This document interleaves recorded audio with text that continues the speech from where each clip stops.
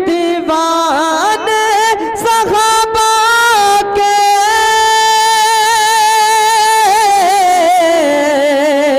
मस्ताने सहाबा के। बिस्मिल्लाहिर्रहमानिर्रहीम।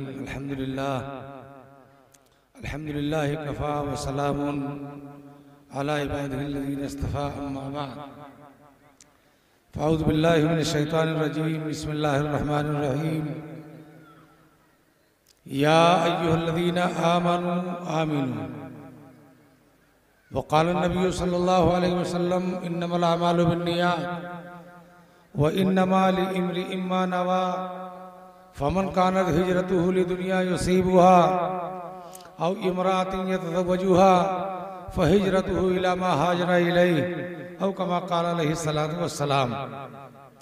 वक़ाल नबी सल्लल्लाहु अलैहि वसल्लम कुन आलिमन औ मुतअल्लिमन औ मुस्तमियन औ कमा क़ाल नबी सल्लल्लाहु अलैहि वसल्लम। मेरे मोहतरम बुजुर्गों, दोस्तों, अल्लाह रब्बुल इज़्ज़त का बहुत बड़ा करम, उसका एहसान कि अल्लाह पाक ने हम सबको एक जगह जुड़ करके बैठने की तौफीक अता फरमाई। अल्लाह पाक से दुआ करें कि अल्लाह हम सबको एक और नेक बना दे। क्या बनाए भाई? अल्लाह हम सबको एक और नेक बनाए। शायर ने कहा है, अगर एक हो जाएं तो बन सकते हैं खुर्शीद मुबीन। अगर एक हो जाएं तो बन सकते हैं खुर्शीद मुबीन, वरना इन बिखरे हुए तारों से क्या बात बने। अगर मुसलमान एक प्लेटफार्म पर आकर के खड़ा हो जाए और अल्लाह की वहदानियत का इकरार करते हुए और रसूल पाक सल्लल्लाहु अलैहि वसल्लम की रिसालत का इकरार करते हुए बैक जुबान एक मर्तबा अगर नारे तकबीर की आवाज लगा दे, तो जो शायर ने कहा था दस्त तो दस्त हैं, बहरे जुल्मात में दौड़ा दिए घोड़े हमने, दरियाओं को खुश करने वाला ये मुसलमान है। दरियाओं को खुश करने वाला ये मुसलमान है। दरियाओं के अंदर घोड़ों के टापों के खुर नहीं भीगे, ये मुसलमान का काम था मेरे भाई। लेकिन आज जब दिल के अंदर फितना आया, तकब्बुर आया, हसद आया, जलन आया, सारी चीजें निकलती जा रही मेरे भाई। और दो चीजें एक जगह जमा नहीं होती, एक तो ईमान और दूसरे हसद, नफरत, कीना, एक जगह इकट्ठे नहीं हो सकते मेरे भाई। आज हमारे दिल कीनों से भरे हुए हैं। अल्लाह से दुआ करें कि अल्लाह हम सब के दिलों को पाक फरमा दे मेरे भाई। हम सुनने के इरादे से आए हैं। किस इरादे से आए भाई? मजमा कुछ सो रहा है, कुछ बात कर रहा है। देखो भाई, आदमी जब बैठता है तो खाने का तरीका कुछ और होता है। जब खाने के लिए बैठेगा तो तरीका बदल जाएगा मेरे भाई, और जब लैट्रिन के लिए बैठेगा तरीका बदल जाएगा, और जब दीन की महफिल में आएगा तो नाज करते हैं मलाइक, ऐसी जमीन पे आसाद जिस जमीन पे 2-4 घड़ी जिक्र खुदा होता है। ये तो वो महफिल है जिस महफिल के बारे में मदनी आका सल्लल्लाहु अलैहि वसल्लम ने इरशाद फरमाया, हफ़्फ़तहुमुल मलाइका, ऐसी महफिल को मलाइका घेर लेते हैं। व नज़लत अलैहिमुस सकीना, इनके ऊपर अल्लाह की तरफ से सकीना नाजिल होता है। और जब सकीना नाजिल होगा दो चीजें मिलेंगी, एक तो जन्नत में जाने का परवाना मिलेगा और दूसरे जहन्नम से बारात का टिकट मिलेगा। अब जो लोग सुनने के इरादे से आए होंगे, अब यहाँ तो लोग आते हैं कि छल्लेदार तकरीर होगी, मजा आएगा। मजा नहीं आएगा। ईमान की बात दिल में उतर जाना, ईमान की बात को दिल में उतार लेना, यह असली है। हज़रत बहलोल ताना के बारे में लिखा, जब घर से निकले एक कब्रिस्तान पड़ा, भटपुरों से निकले, सामने कब्रिस्तान पड़ा, उसमें खोपड़ी पड़ी हुई थी। खोपड़ी समझते हो? ये खोपड़ी, न उसमें बाल थे, न नाक का कोई निशान था, न कान के निशान थे, कुछ नहीं था, खाली हड्डी का खोखला पड़ा हुआ था। आपके हाथ में लट्टियां थी, कान में डाली, इधर से उधर निकल गई। तो जैसे बच्चे जो है कदिया वगैरह खेलते देखा होगा, लकड़ी फंसा के फेंककर सटाक से चली जाती। देखा नहीं देखा? किस तरह उसको फेंका, दूर गई। मुरीदों ने पूछा, हाँ हजरत, आप फरमाते हैं कि अगर हड्डी को तोड़ा जाए तो जैसे जिंदे को तकलीफ होती है ऐसे मुर्दे को तकलीफ होती है। तो हजरत ने फरमाया आगे चलो। आगे गए, लालापुरवा का कब्रिस्तान मिला, वहां जाकर के देखा है खोपड़ी पड़ी हुई थी जिसमें बाल नहीं, कान नहीं, कोई चीज नहीं थी, लेकिन सुराख बाकी थे। उसमें लठियां डाली और लठियां डालने के बाद उसको जब आधी दूर गई फिर रुक गई, आधी दूर गई फिर रुक गई, उसको साफ किया, मिट्टी साफ किया, मिट्टी साफ करने अपनी झोली के अंदर रख लिया। काहे में रखा? झोली आपने टांग रखी थी उसमें रख लिया। तो मुरीदों ने कहा हजरत ये खोपड़ी मुर्दे की अपनी झोली में आपने रख ली? तो हजरत ने फरमाया कि हाँ मैंने रख ली।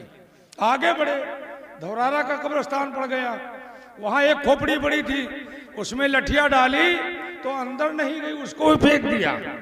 तो मुरीदों ने पूछा कि हजरत बात समझ में नहीं आई, आपने यह क्या किया?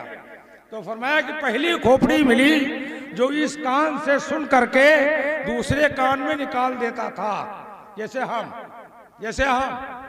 हमारा यह हालत तो है, हम सुनने के लिए आते हैं लेकिन यहां से जाएंगे कुछ नहीं, खाली हाथ। अगर पूछा जाए कौन सी कुरान की आयत पढ़ी गई, कौन सी हदीस पढ़ी गई, आदमी खामोश हो जाता कि हमें तो पता नहीं, यहां था ही नहीं, गोया कि यहां था ही नहीं। तो अब यह है वो खोपड़ी जो इधर से उधर निकल जाती है, उसको मैंने फेंक दिया। कहा दूसरी खोपड़ी वो है कि इस कान से जिन लोगों ने वजू किया होगा, वजू में दुआ पढ़ी होगी, वजू करते हो? करते हो? अरे वजू करते हैं आप? पीछे वाले समझ रहे हैं कि हमको दिखाई नहीं दे रहा, हम छुट्टी पा गए। देखो उलमा को बुलाने का मकसद ये होता है कि उनकी बातों को सुनना, यही तो मतलब होता है, और सुन करके अमल करना, असल अमल है। तो जिन लोगों ने वजू किया होगा, वजू के दरमियान दुआ पढ़ी होगी, दुआ याद है भैया? दुआ याद है? अल्लाहुम्मा जअलनी मिनल लदीना यस्तमिऊनल कौला फयत्तबिऊना हसना। ऐ अल्लाह पाक जो बात सुने उनमें जो नेक हो, अल्लाह अमल की तौफीक अता फरमा दे। जिन लोगों ने ये कहा होगा तो उनकी खोपड़ी वो है कि इस कान से सुन करके और दिल के ऊपर उन्होंने जमा लिया होगा, ये खोपड़ी का। और तीसरी खोपड़ी वो है कि उसके अंदर कोई चीज जाती ही नहीं है। कान्नहुम कायुनुल ला युबसिरून बिहा वलहुम आज़ानुल ला यस्माऊन बिहा वलहुम कुलूबुल ला यफ्क़हून बिहा। कानों से बहरे, आंखों से अंधे और दिल के ऊपर मोहर लग गई। वो कौन है? हम लोग 14 सदी का उम्मती है, ये मुसलमान। तौबा करो, अल्लाह के सामने रो, अल्लाह के सामने गिड़गिड़ाओ। तुम तो ऐसे नबी की उम्मती हो जिस नबी ने कभी भी बिस्तर पे आराम नहीं किया, इस उम्मत के दर्द के अंदर सारी रात रोना। हज़रत अम्मा आयशा फरमाती, रात में अल्लाह के नबी सल्लल्लाहु अलैहि वसल्लम तशरीफ लाते, बिस्तर पे लेट जाते, नींद नहीं आती, उठ के चले जाते।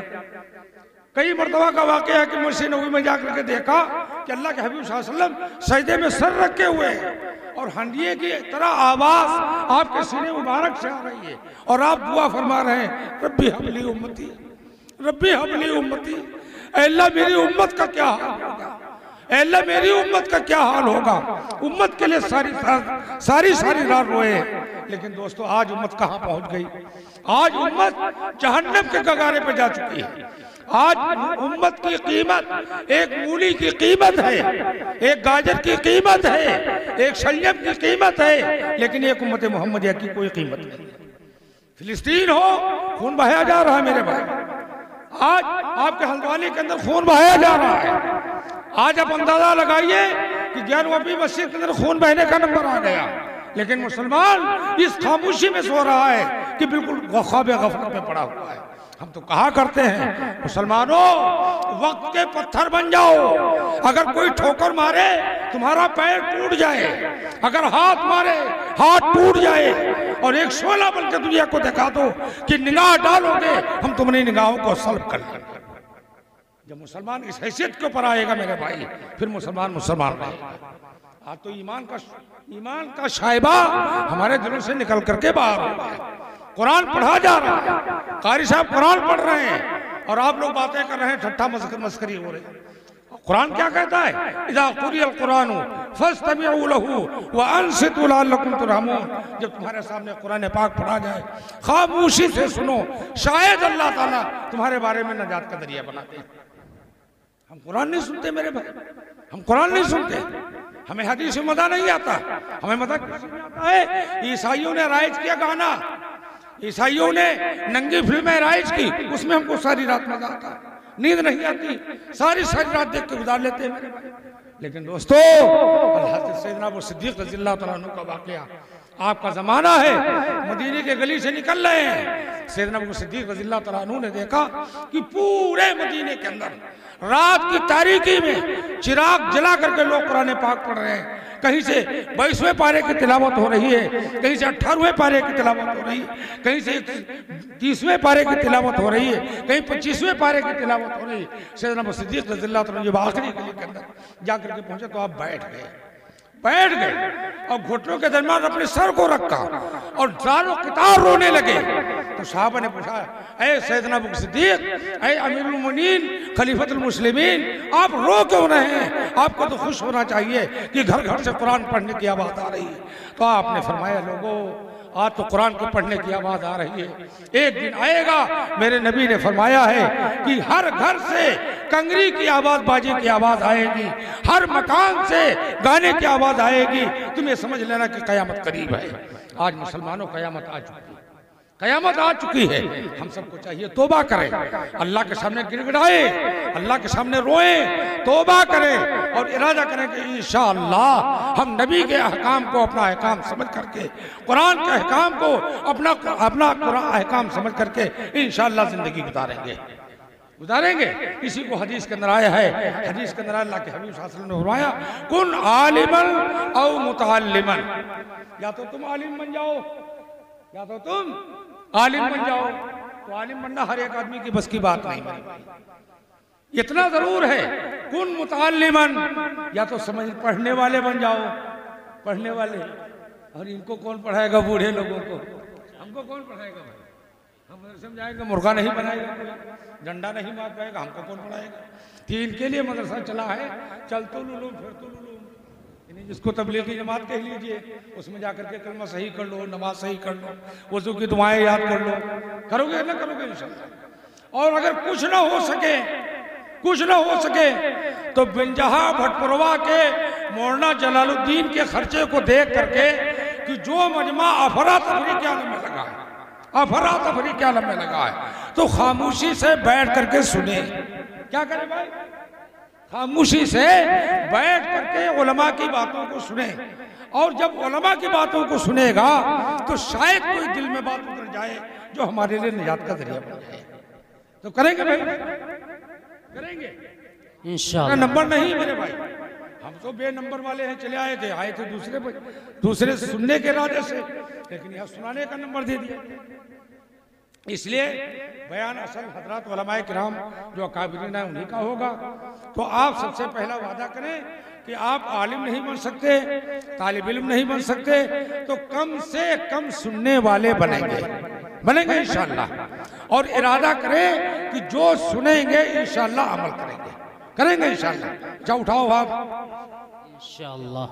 अल्लाह हम सबके हाथों को कबूल फरमाए, अल्लाह पूरी उम्मत को अल्लाह कबूल फरमाए, और हम सबको सुनने कहने को और सुनने को अल्लाह कबूल फरमाए। व आखिर दावाना अल्हम्दुलिल्लाह।